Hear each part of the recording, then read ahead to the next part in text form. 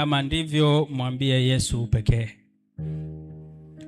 Katika kitabu cha Yohana sura ya 5 mstari wa 1 mpaka wa 9 inaeleza kisa cha mtu ambaye alichoka na alisumbuka.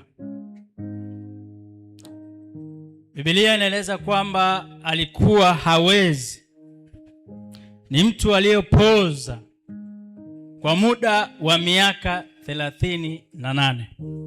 Sio siku, sio wiki, sio miezi, miaka 38. Na alikuwa akiketi akilala karibu na birika lile. Kazi ilikuwa ni moja, malaika akija akitibua maji, wa kwanza kutumbukia ndiye anayepona. Kichelewa habari yako imeisha. Na wote tunafahamu mtu aliyopoza ni mtu wa namna gani. Ni mtu ambaye baadhi ya viungo vyake havifanyi kazi. Kwa maana nyingine inawezekana hawezi kumove kutoka sehemu moja kwenda sehemu nyingine. Kwa hiyo kwa kipofu inaweza ikawa ni rahisi kutumbukia, lakini kwa mtu aliyopoza inaweza ikawa ngumu. Inawezekana ndio maana imechukua muda mrefu wa miaka 38.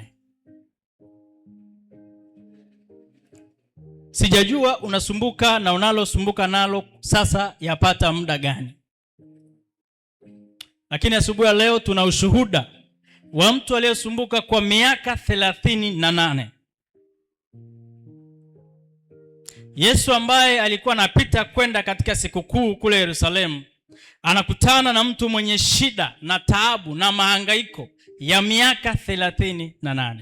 Habari njema ni hii, ni Yesu ndiye anayemuuliza mgonjwa. Swali la Yesu ni hili katika mstari ule wa 6.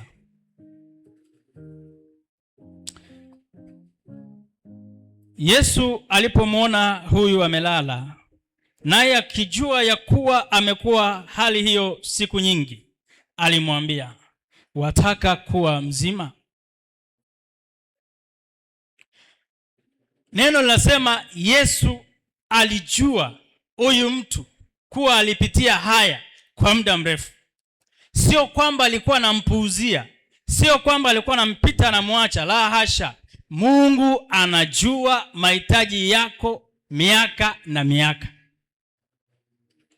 Na anauliza leo katika siku hii ya kwamba, je, unataka kuwa mzima? Anahitaji hiari yako mwenyewe, anahitaji hiari yangu mwenyewe ya kwamba ndiyo Yesu, nahitaji kuwa mzima. Sijajua unahitaji gani asubuhi ya leo na limedumu kwa muda gani, ila Mungu ametupatia nafasi nyingine tena, na siku ya leo anakuuliza, je, wataka kuwa mzima? Na kama hilo ndilo ombi lako na unatamani kumwambia Yesu jambo fulani, tafuta tu sehemu, piga magoti, mwambie Bwana, kweli hili nimehangaika nalo kwa muda mrefu, si kwa muda mrefu. Leo umepata muda na wasaa wa Mungu kukuuliza swali la namna hiyo. Tumie hiyo nafasi.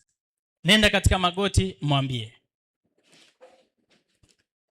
Haijalishi ni kubwa kiasi gani, haijalishi imechukua muda kiasi gani, haijalishi hata kama ni ya leo, mweleze, mwambie Bwana, sina wa kuniweka berikani, lakini ni wewe pekee unaweza kunisaidia.